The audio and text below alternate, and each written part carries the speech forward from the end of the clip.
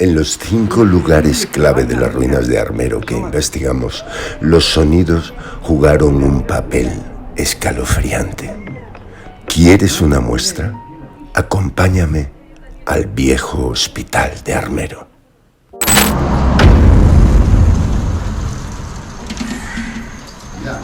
De alguna forma,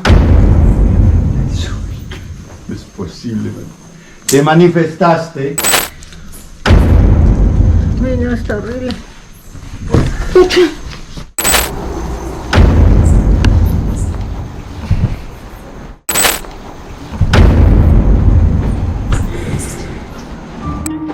Las almas perdidas de Armero. Estreno mundial este domingo 31 de octubre a las 8 de la noche.